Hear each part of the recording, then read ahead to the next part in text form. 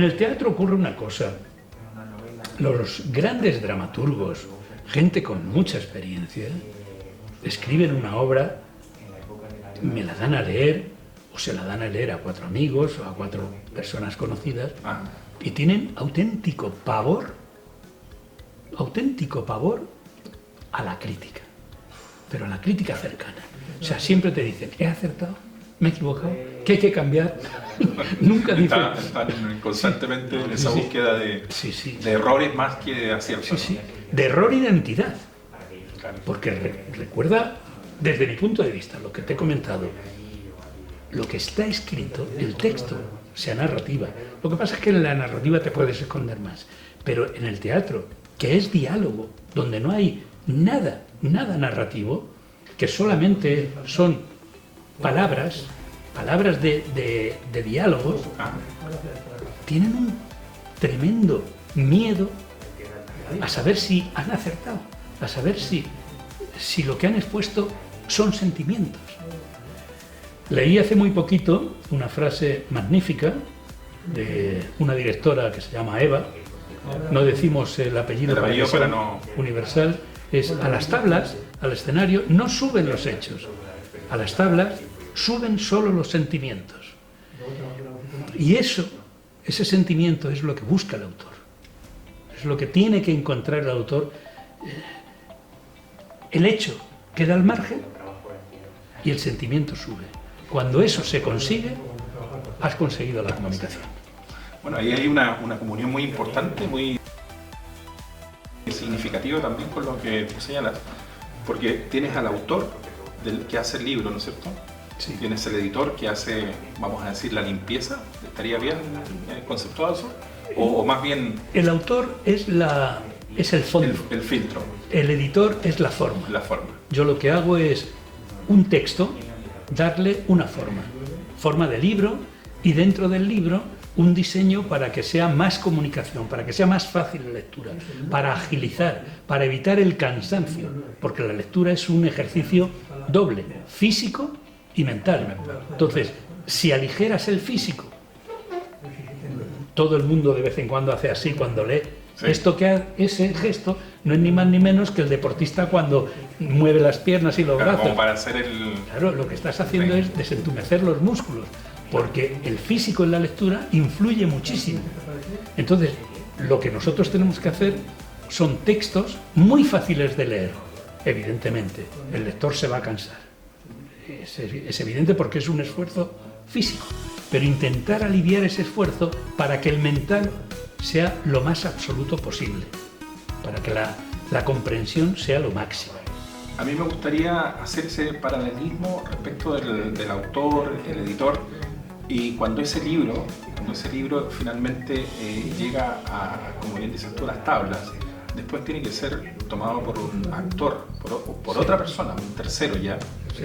Tú que has vivido ese proceso, ¿puedes comentarnos si tienes algún libro que haya pasado por tus manos y que después haya llegado al teatro? Muchísimo. Muchísimo. Muchísimo. Me imagino. Sí, nosotros tenemos una colección de teatro, creo que es de las más extensas de España. Tenemos el sello VDB, que es el sello que está llegando al mundo profesional, y muchísimos textos. Entonces, yo suelo ir a los estrenos de obras, a los reestrenos, o después de una gira volver al teatro, y vuelvo con los autores o con los directores, me veo con los intérpretes, y evidentemente todo ese proceso se pasa. Una obra de teatro como tal tiene, lo primero es el autor. Sin texto no podemos hacer nada.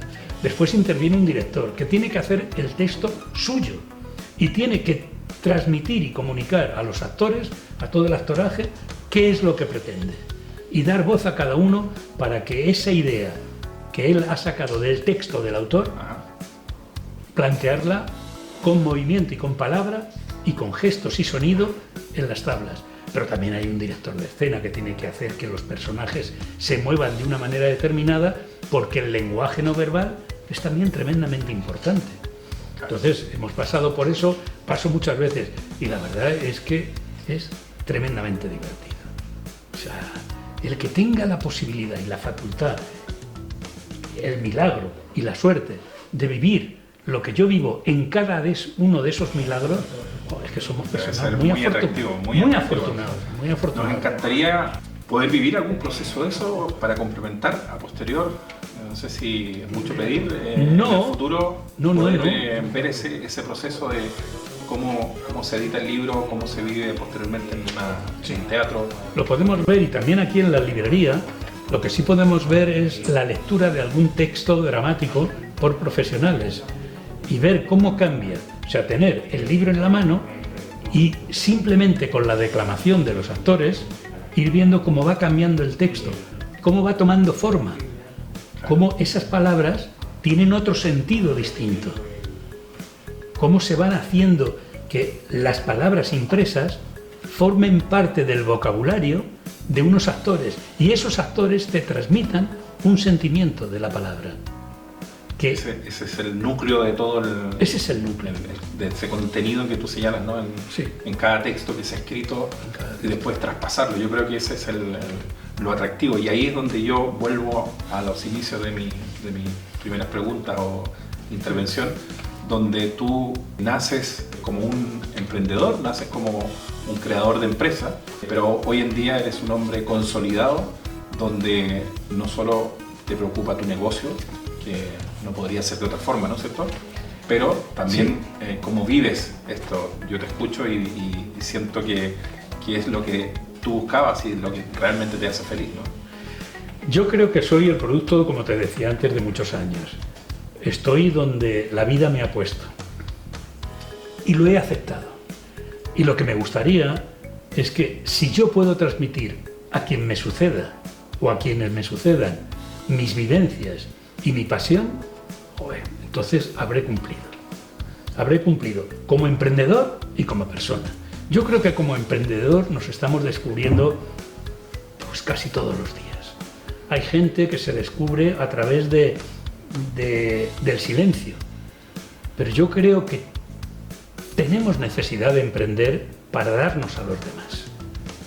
Y emprender para darnos a los demás es abriendo una charcutería, abriendo una empresa de limpieza en seco, abriendo un pequeño local para arreglar zapatos.